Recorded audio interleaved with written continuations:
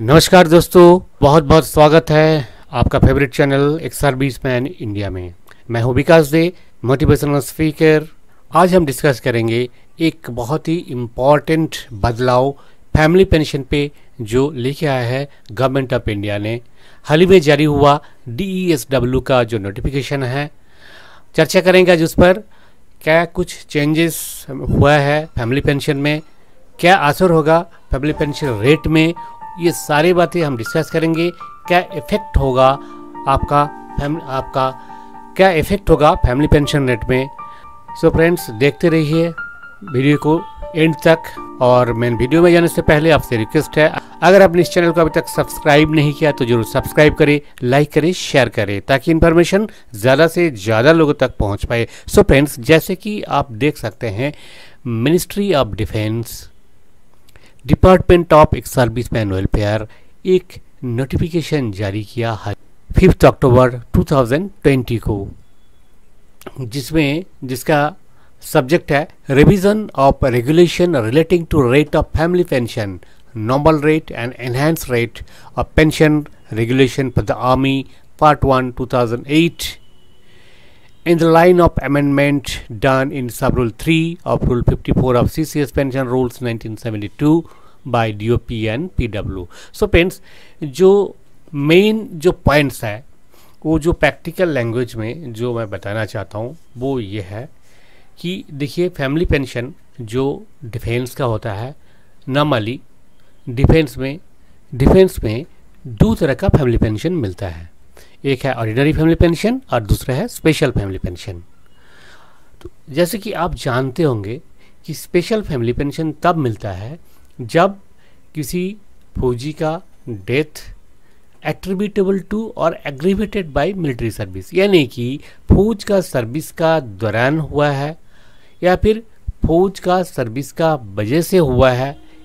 इस केस में उनका फैमिली को स्पेशल फैमिली पेंशन मिलता है।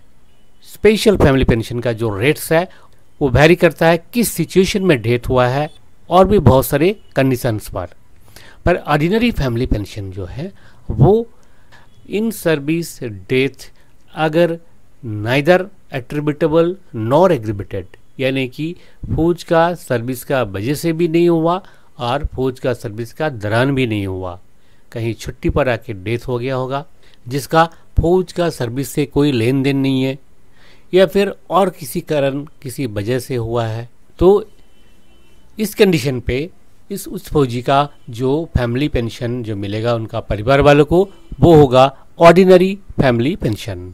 ये जो ऑर्डिनरी फैमिली पेंशन है, इसका अब देखिए दो रेट होता है। एक होता है नॉर्मल रेट। नॉर्मल रेट क्या होता है? नॉर्मल रेट होता है कि 30% ऑफ रिकनेबल एमोलुमेंट्स, यानी कि जो लास्ट पे जो था पे, यानी कि जो भी पे पेंशन के लिए कैलकुलेट किया जाता है, जैसे कि बेसिक पे हो गया, जो ग्रेड पे सिस्टम में था उनका ग्रेड पे, और अभी का लेटेस्ट जो हिसाब है ग्रेड पे तो है नहीं, तो बेसिक पे, आपका क्लास पे, आपका गुड सर्विस पे, जो भी आपका मिलिट्री सर्विस पे जो भी एलिमेंट्स आपका पेंशन के लिए कैलकुलेट होता है, वो सारे टोटल जितना आएगा उसका 30% जो होगा normal rate of family pension. अब देखते हैं दूसरा है enhance rate of family pension. ये जो इनहैंस रेट है, ये रेट होता है कि नॉर्मल जो रेट है उससे ज़्यादा रेट है, ठीक है। तो ये इनहैंस रेट क्या होता है? इनहैंस रेट होता है कि 50% ऑफ रिकनेबल अमाउंट्स, जिन फौजी का डेथ हो गया उनको जो पेंशन मिल रहा था वही पेंशन कंटिन्यू रहेगा after retirement in case of death in service. कोई फौजी जो सर्विस में था और उनका डेथ हो गया और उनका जो डेथ का कॉज है नाइदर एट्रीब्यूटेबल नॉर एग्रीवेटेड, इस केस में उनको स्पेशल फैमिली पेंशन नहीं मिलेगा। क्या मिलेगा? Ordinary family pension. Ordinary family pension का जो रूल है वो पहले जो था वो क्या था कि जिस दिन से डेथ हुआ है उस दिन से लेकर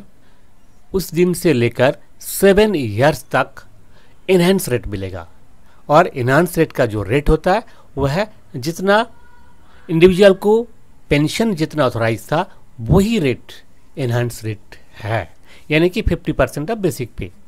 तो इसके लिए अब चेंजेस क्या आया हुआ, देखिए मैं इतने सारे बात बताया इसलिए कि पहले हमें ये पता होना चाहिए कि फैमिली पेंशन होता क्या चीज़ और कौन कौन सा फैमिली पेंशन होता है, और अब जो रूल लागू हुआ है, जो चेंजेस आया हुआ है, वो किन के लिए है।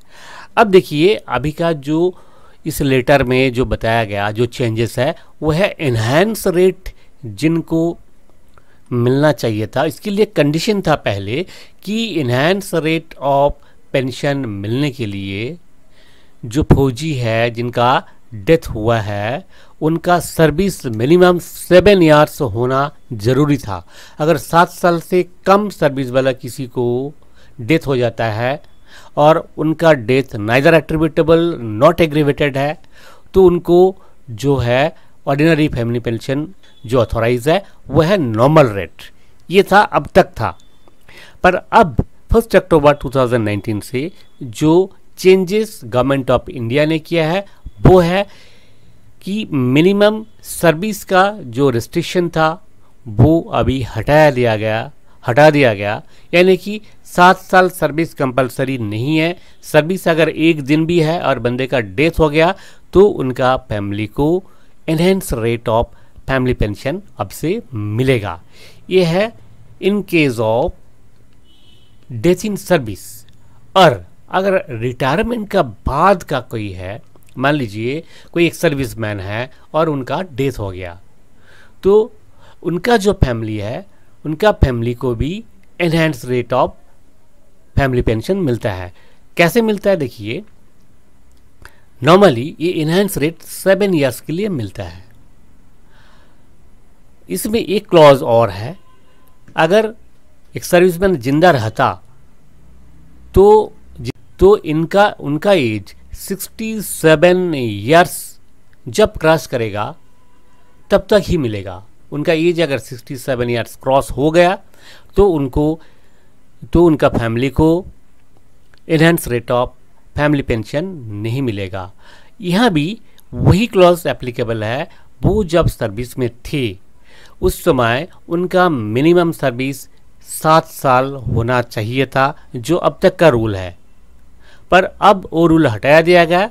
अगर 7 साल सर्विस से पहले भी मान लीजिए कोई मेडिकल बोर्ड आउट हो गया, मेडिकल इनवैलिडमेंट की वजह से रिटायर हो गया और अब उनका फैमिली को फैमिली पेंशन मिल रहे हैं due to death of the ex serviceman, तो इस केस में अभी एनहांस रेट उनका फैमिली को मिलेगा, जो कि पहले नहीं मिलता था। तो फ्रेंड ये था इस लेटर का जो मेन पॉइंट्स है, और इन पॉइंट्स को जो है इस लेटर में जो बताया गया आप देख सकते हैं। अगर इस लेटर को आपने पढ़ना है तो आप पढ़ सकते हैं।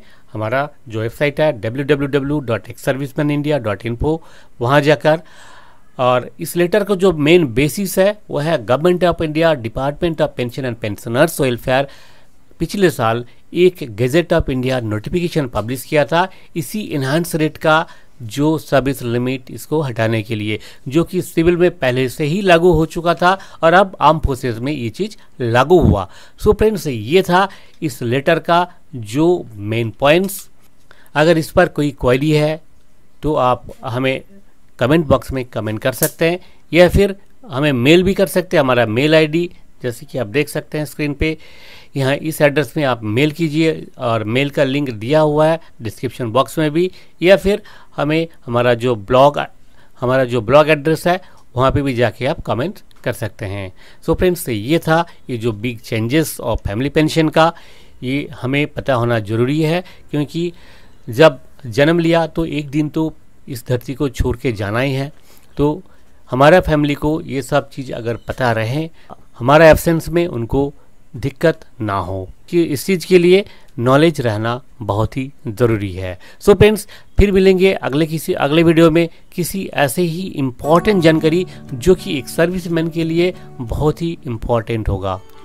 वीडियो के एंड में आपसे रिक्वेस्ट है, अगर आपने इस चैनल को अभी तक सब्सक्राइब नहीं किया तो जरूर सब्सक्राइब करें, लाइक करें, शेयर करें। जय हिंद, जय भारत।